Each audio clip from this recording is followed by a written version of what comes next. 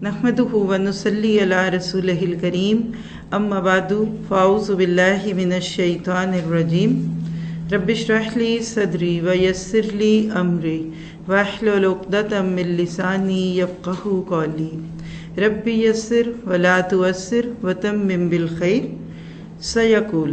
पारा नंबर 2 सूरत बकरा की आयत नंबर 142 से 252 तक हम इस बारे में सूरत अल बकरा को कवर करेंगे।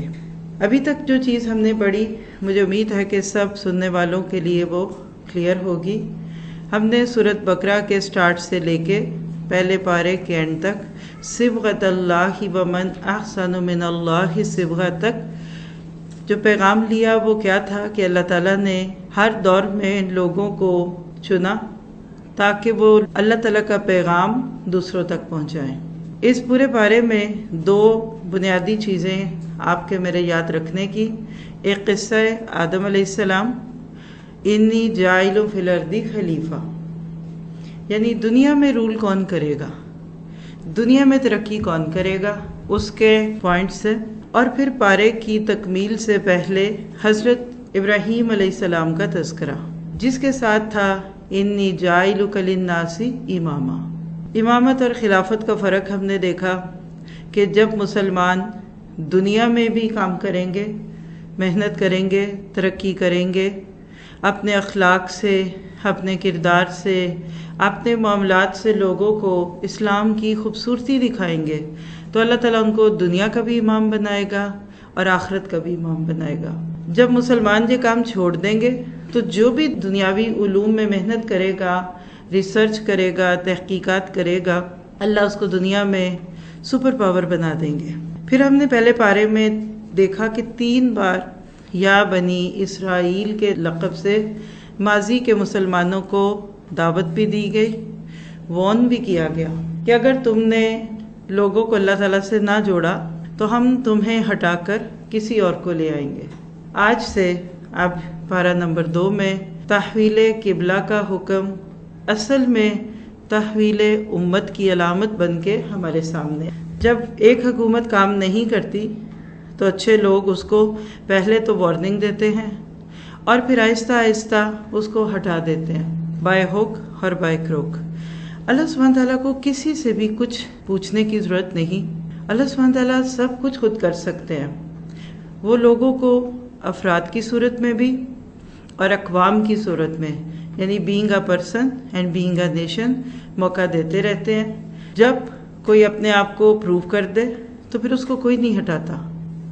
इस्लाम में लीडरशिप मरते दम तक है। अबू बकर सिद्दीक रज़ी अल्लाह अन्हु अपनी ज़िंदगी के आखिरी दिन तक खलीफा थे। कोई रिटायरमेंट का तसव्वुर नहीं है कि अब इतने साल के बाद जबकि कोई काम करना सीख चुका, तजुर्बे की धूल उस पर पड़ चुकी, तो अब उसको हटा दिया जाए। ये इस्लाम का मिजाज नहीं है। लेकिन इसके बरक्स अगर कोई अच्छा काम नहीं करेगा तो उसको हटाने में अल्लाह को बिल्कुल देर नहीं लगती। लिहाजा 142 से 145 यानी पारे के शुरू से लेकर ऑनवर्ड किबले की तब्दीली का हुक्म है। अल्लाह सुब्हान तआला फरमाते हैं सयक़ूलुस्सुफ़हाउ मिनन्नासि मा वल्लाहुम अन क़िब्लतिहिम अल्लती कानू अलैहा। अन करीब नादान लोग कहेंगे कि किसने इनको इनके उस किबले से फेर दिया जिस पर ये पहले से थे। यानी अल्लाह ताला ने उम्मत मुस्लिमा को अब वो मुकाम देना है जो कल तक बनी इसराइल को मिला हुआ था। और ये इतना ज़बरदस्त हुक्म था कि इस पर रिएक्शन का बहुत अंदेशा था। तो इससे पहले कि तब्दीली किबला का हुक्म आता, अल्लाह ने अपने नबी को वॉर्न कर दिया कि अब आप पे बहुत आवाज़ें उठेंगी। बिल्कुल समझने की खातिर आप जहन में रखिए ना कि जब एक हुकूमत को हटाया जाता है, दूसरी को लाया जाता है तो आवाज़ें तो उठती हैं। हिस्ब इक़्तिदार और इख्तिलाफ की बातें तो हमारे मुल्कों से अच्छी कौन जानता होगा। बिल्कुल ये वो रिएक्शन था जो अल्लाह ने पहले पेश किया। हमें क्या तरीका सिखाया, क़ुल लिल्लाहिल मशरिक़ु वल मग़रिब। देखो किबले की बातें क्या हैं, वो बैतुल्लाह हो या वो बैतुल मक़दस हो, मशरिक़ हो कि मग़रिब हो, सब जहतें अल्लाह की हैं। یعنی جو لوگ دین کے ظاہری ریچول پہ رہتے ہیں وہ ان چیزوں کو بہت ایشو بناتے ہیں. آپ کی میری لینگویج میں بھئی کام کرنا ہے، ملک کو اچھا چلانا ہے، دنیا میں ایک اچھا نظام دینا ہے، کوئی بھی دے لے. تم اس کو سوشلزم کہہ رہے ہو، کمیونزم کہہ رہے ہو، ڈیموکریسی کہہ رہے ہو، خلافت کہہ رہے ہو، اصل تو چیز کام ہے.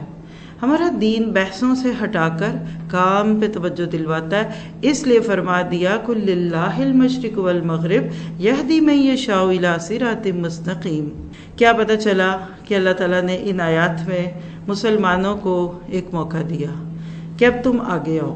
جب کوئی دوسرا کام کر رہا ہوتا ہے تو سب کو اس میں نقص دکھتے ہیں. Everybody think someone will do and no one have done. کیا پتہ چلا ایسا ہونا چاہیے، ویسا ہونا چاہیے. تو یہ جو قبلے کی تبدیلی ہے نا، یہ اصل میں امامت اور رہبری کی علامت تھی. بیت المقدس کے ساتھ ماضی کے مسلمان خود کو جوڑتے تھے. اب نبی صلی اللہ علیہ وسلم کے فالورز، ان کی چیزیں جو ہیں وہ بیت اللہ کے ساتھ جڑی ہوئی ہیں. اس لیے اللہ تعالیٰ نے قبلے کی تبدیلی اصل میں ایک امت کی تبدیلی تھی. اللہ سبحانہ وتعالیٰ اپنے وجود کے اعتبار سے تو ساتویں آسمان پہ ہے، لیکن العلیم، البصیر، السمیع ہونے کے ناطے اس کی ساری چیزیں واضح ہیں.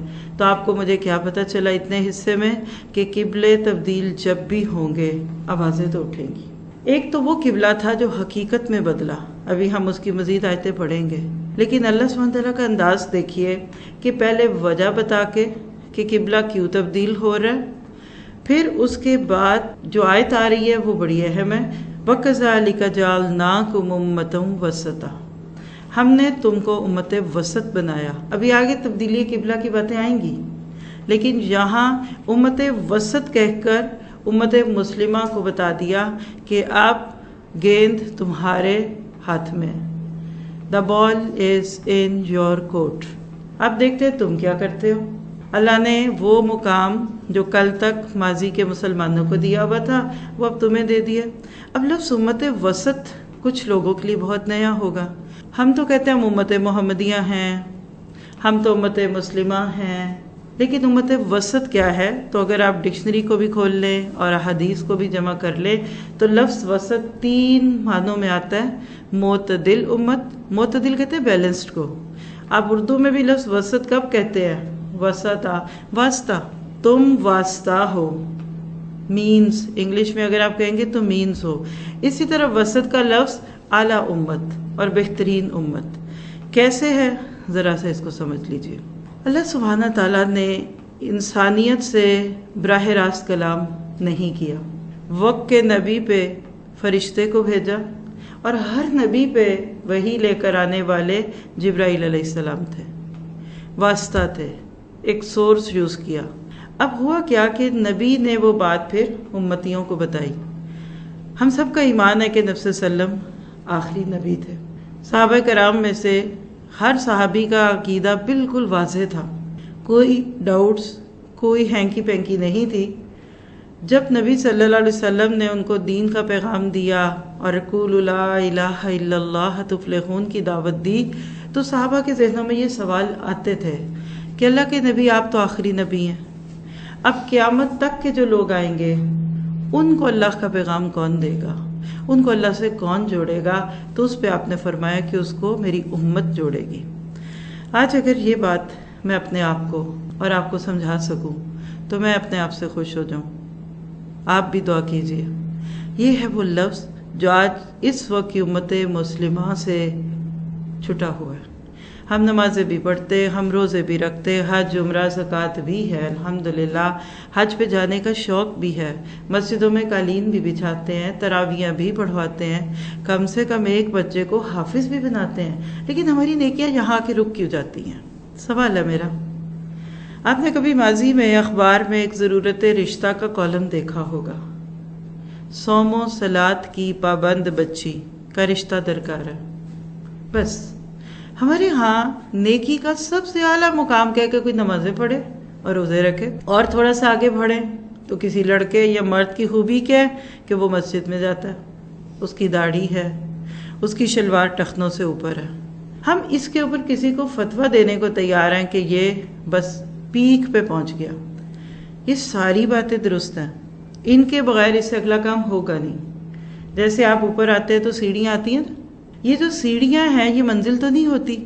آپ میں سے میرے میں سے کوئی سیڑھی میں تھوڑی دیر کھڑا بھی ہو جائے تو دوسروں کو رکاوٹ دے گا، تو کیا پتہ چلا منزل تو یہ اوپر آنا تھا، یہ ہال تھا، اس خوبصورت جگہ پہ بیٹھ کے اللہ کی بات سنانا تھا۔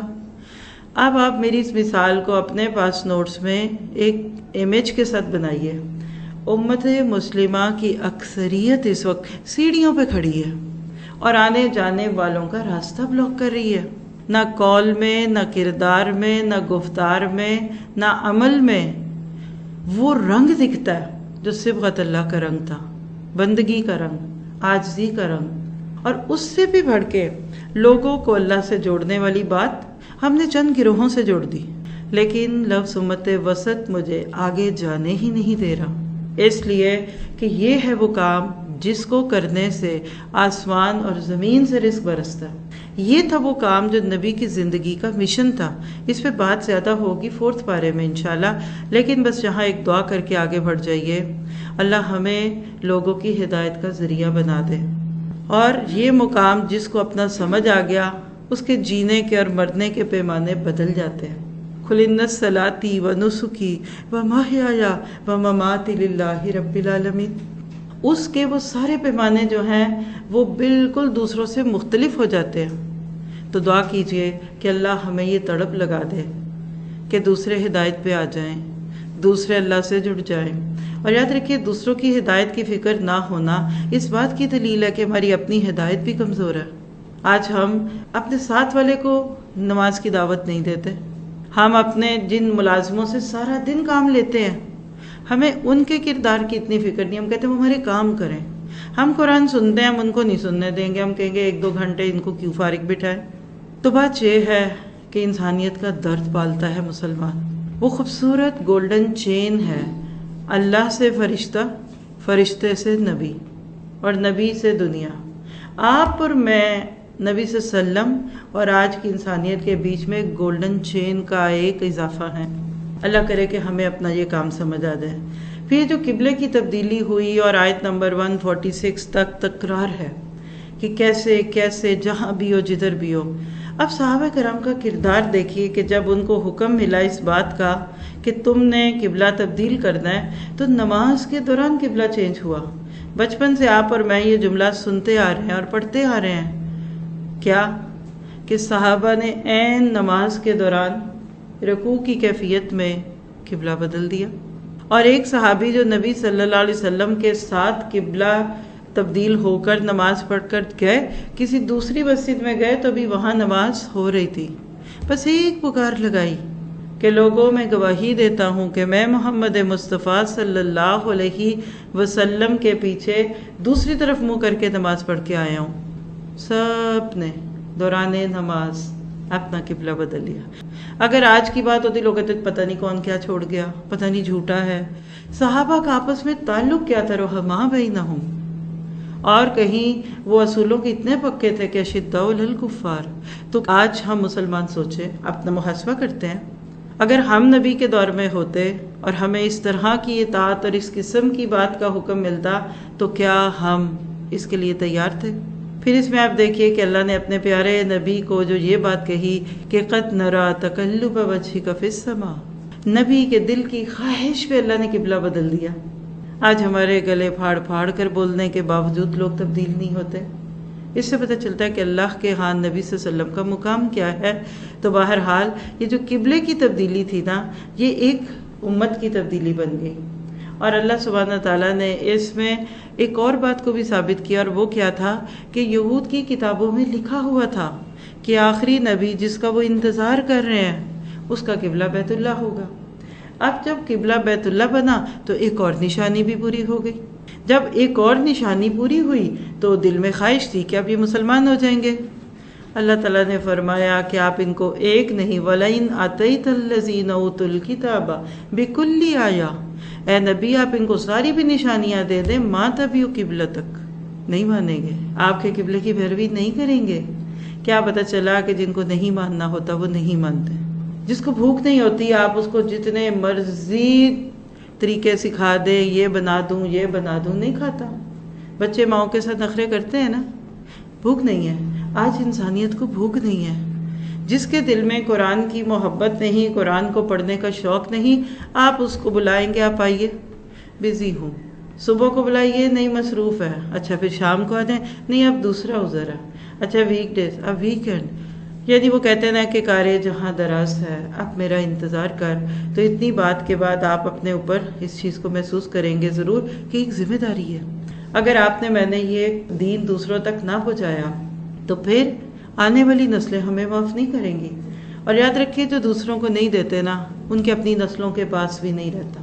آج امت مسلمہ اس صدی میں اس کنارے پہ آ کے کھڑی ہو گئی کہ ہمارے اپنے بچے اسلام سے نکل رہے ہیں، x Muslims, I am not Muslim any more. کیوں؟ اس لیے کہ ان کو اسلام ہم نے پورا کہاں دیا۔ تو مسلمان جو امت محمدیہ کا فرد ہے نا، وہ نماز روزے کے بعد دوسروں کو نیکی کی دعوت دے کر نبی صلی اللہ علیہ وسلم کے مشن پہ، آپ کے اس طریقے پہ پہنچتا ہے۔ اب جب یہ ساری باتیں آپ نے میں نے سنی تو آپ کو مجھے آج دعوت ہے، کیا یہ آپ بھی اپنے قبلے بدلیے؟ آج تک کی زندگی جو گزر گئی سو گزر گئی، آئندہ کی زندگی اچھی کر لیجئے۔ اور اس کے لیے جو درد ملتا ہے نا، وہ قرآن کو سمجھ کے ملتا ہے۔ جب تک آپ خود کو امت وسط نہیں سمجھتے، آپ کیسے بیلنسڈ ہوں گے؟ اور آپ دیکھیے کہ اس میں معتدل کے معنی میں بیلنسڈ ہے۔ مسلمان کبھی ایکسٹریمسٹ نہیں ہوتا۔ ہاں وہ ایکسٹریملی لوننگ ہو سکتا ہے، وہ ایکسٹریملی کیئرنگ ہو سکتا ہے، لیکن بیلنسڈ رویے۔ پچھلی امتوں سے ٹیلی کریں تو ہمارا دین بہت نیوٹرل ہے۔ پھر اسی طرح دیکھیے کہ اعلیٰ امت ہیں اور بہترین اگر امت ہیں تو اس کا حق ادا کرنا پڑے گا۔ تو یہاں بیٹھ کر ہم سب اپنے لیے ایک دعا کریں کہ اللہ ہماری نسلوں کو متقین کا امام بنا۔ سورۃ فرقان میں عباد الرحمن کی دعاؤں میں ایک دعا اپنی دعاؤں کا حصہ بنا لیجئے کہ ربنا ہب لنا من ازواجنا وذریاتنا قرۃ اعین وجعلنا للمتقین اماما۔ اس کے بعد اب آگے آیت 146 سے 147 دیکھیں اگر ہم، تو بنی اسرائیل نے جو حق کو چھپایا تھا اس جرم کی بات ہے۔ الذین آتیناہم الکتاب یعرفونہ کما یعرفون ابناءہم۔ وہ لوگ جن کو ہم نے کتاب دی ہے وہ تو ان کو ایسے پہچانتے ہیں جیسے کوئی اپنے بیٹوں کو پہچان لے۔ اس کے باوجود ان کا ایک گروہ جو ہے وہ البتہ حق کو چھپاتا ہے جبکہ وہ جانتے ہیں۔ تو ان کو بتا دو کہ الحق من ربک فلا تکونن من الممترین، بس شک والوں میں نہ آئیے۔ اب یہ جو باتیں ہیں کہ نبی صلی اللہ علیہ وسلم پر یہ لوگ ایمان لے آتے، کیوں نہیں لائے؟ اس لیے نہیں لے کر آئے کہ حق کو چھپانا چاہتے تھے، اور حق ہر قسم کے شک اور تردد سے بالا تر ہوتا ہے۔ حق کی معرفت کے بعد حق کا انکار سب سے بڑا جرم ہے۔ اللہ تعالیٰ نے یہاں اس بات کی خبر دے دی کہ یہ لوگ نبی صلی اللہ علیہ وسلم کو پہچان گئے تھے۔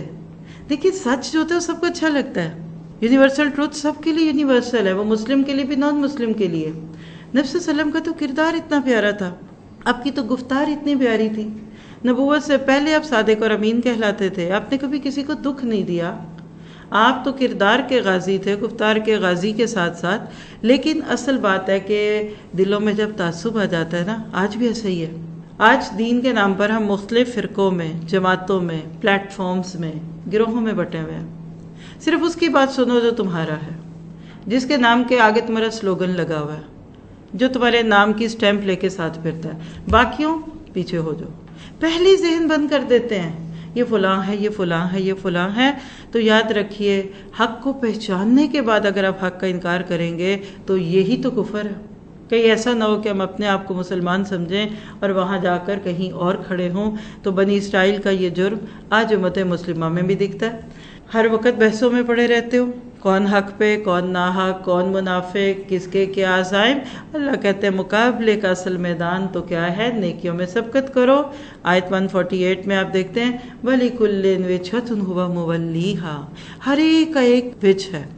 وجھ کا لفظ ذرا سوچیں نا، فوکل پوائنٹ۔ آج ہماری اردو اتنی خراب ہو گئی کہ انگلش کا لفظ ہمیں اپنا اپنا لگتا ہے، لیکن اردو میں مشکل لگتی ہے۔ آپ کا میرا فوکل پوائنٹ کیا ہے؟ معذرت ہے، آج تو پوری انسانیت کو میں دیکھ لوں، مسلمانوں کے بھی ساتھ ساتھ، تو سیل فون ان کا فوکل پوائنٹ ہے۔ نماز میں بھی دل کر رہا ہوتا ہے جھانک کے دیکھ لیں کوئی میسج تو نہیں آیا۔ نیو بورن بیبی کی ماں کا فوکل پوائنٹ وہ بچہ ہوتا ہے. سوتے میں بھی جا جا کر اٹھ اٹھ کے دیکھ رہی ہوتی ہے.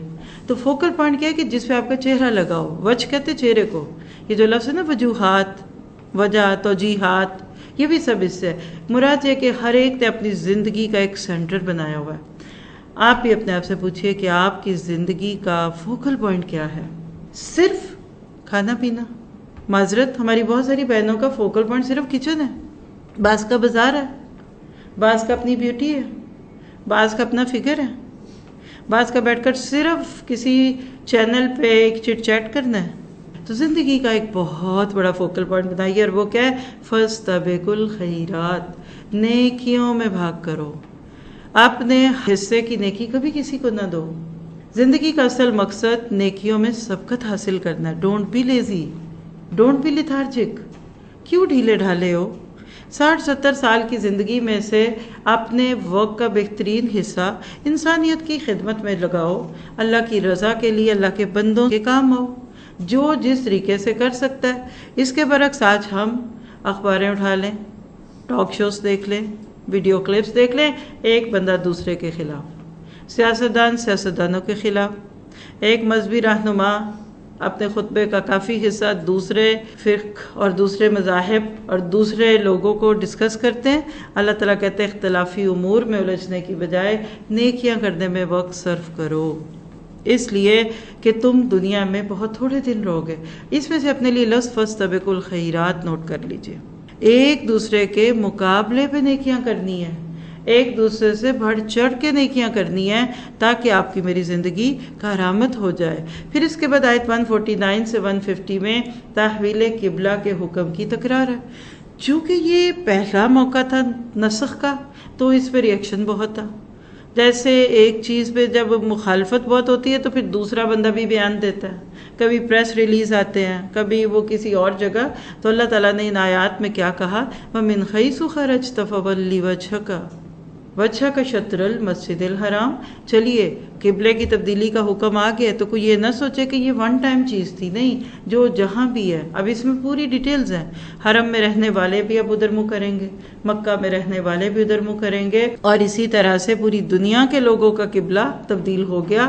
اور اس میں جو پیغام ہے وہ بہت خوبصورت ہے کہ فَلَا تَخْشَوْهُمْ وَاخْشَوْنِي، لوگوں سے نہ ڈرو، مجھ سے ڈرا کرو. وَلِيُتِمَّ نِعْمَتِي عَلَيْكُمْ وَلَعَلَّكُمْ تَهْتَدُونَ، تاکہ میں تم پر اپنی نعمتیں پوری کروں اور تاکہ تم ہدایت پاؤ. یعنی قبلے کی تبدیلی اتمام نعمت تھی. اللہ تعالیٰ نے نبی صلی اللہ علیہ وسلم کو یہ نعمت دی اور ہم سب کو بتایا کہ لوگوں کا ڈر چھوڑ دو. آج بھی ہم بہت سارے کام لوگوں کے ڈر سے کرتے ہیں، اور لوگوں کا ڈر اللہ کی اطاعت کا شوق چھین لیتا ہے. اس جملے کو نوٹ کر لیجئے اور خود سے ایک سوال کیجئے، میں لوگوں سے ڈرتی ہوں؟ آپ کہیں گے نہیں. اور اگر میں لوگوں کی ڈسکرپشن دوں نا، میں برادری سے ڈرتی ہوں، میں خاندان سے ڈرتی ہوں، میں معاشرے سے ڈرتی ہوں، میں سسرال اور سمدھیانوں سے ڈرتی ہوں، تو آپ کو جواب خود بھی مل جائے گا. اس کے بعد آگے چلتے ہیں تو آیت نمبر 151 سے 152 میں نبی صلی اللہ علیہ وسلم کا بنیادی طریقہ کار. آپ دیکھیے کہ اللہ کے نبی کو اللہ تعالیٰ نے جس معاشرے میں بھیجا تھا نا، بالکل بگڑ چکی تھی ان کی کیفیت. آج کیا برائی ہوگی؟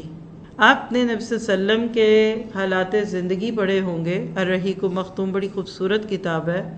سیلڈ نیکٹر انگلش میں بہت پیاری کتاب ہے. تجلیات نبوت بڑی خوبصورت کتاب ہے.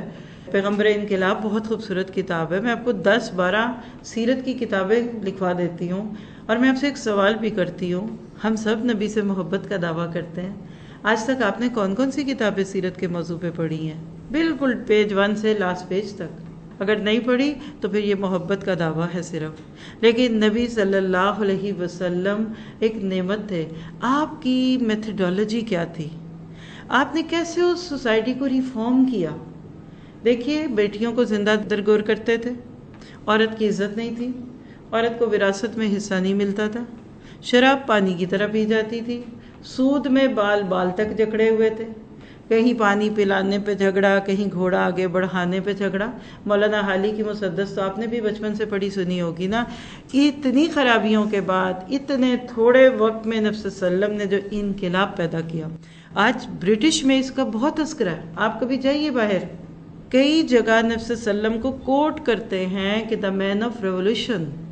the man who shook the earth, وہ آدمی جس نے دنیا ہلا دی، جس نے بہت تھوڑے سے ریسورسز، بہت تھوڑے سے مینز کے ساتھ اتنا بڑا انقلاب پیدا کیا کہ انقلاب ہی ہو گیا. کیونکہ اس وقت ضرورت ہے سیرت کا وہ رخ دکھایا جائے انسانیت کو کہ نبی اتنے کامیاب لیڈر کیسے تھے. راہبر کامل ایک بک میں نے 2 دفعہ پڑھائی ہمارے یوٹیوب چینل پہ، آپ ابھی لیٹسٹ والی سنیے. 19 مختلف کردار ہیں نبی کے، being a father, being a husband, being a جرنیل، یعنی باحثیت بیٹا آپ کیسے تھے، آپ ایک پیر ہونے کے ناطے کیسے تھے، آپ ایک فوج کے کمانڈر ہونے کے ناطے کیسے تھے. اور یقین کیجئے اس وقت انسانوں کو یہ باتیں بتانے والی ہیں. آج کوئی نبی صلی اللہ علیہ وسلم کا کارٹون بناتا ہے تو ہم جا کر اپنے ہی شہر اور اپنے ہی ملک کی عمارتوں کے شیشے توڑ آتے ہیں. یہ کیا ملا ہمیں؟ آپ انسانیت کو اللہ کے نبی کا اصل روپ تو دکھائیے. آج نان مسلم نبی صلی اللہ علیہ وسلم کی کتابوں اور آپ کی شخصیت پہ بہت ریسرچ کر کے آگے جا رہے ہیں اور ہم آپس میں جھگڑ رہے ہیں. تو اس آیت کو دیکھیے کہ جس میں 152 151 کما ارسلنا فیکم رسولا منکم، جیسے ہم نے بھیجا آپ کے اندر ایک رسول تم ہی میں سے، جو تم پر ہماری آیتیں پڑھتے تھے، تزکیہ کرتے تھے تمہارا، اور تم کو کتاب اور حکمت سکھاتے تھے، اور تم کو وہ سکھاتے تھے جو تم نہیں جانتے تھے. كتاب أنزلناه إليك مبارك ليدبروا آياته وليتذكر أولو الألباب. كتاب أنزلناه إليك مبارك ليدبروا آياته وليتذكر أولو الألباب.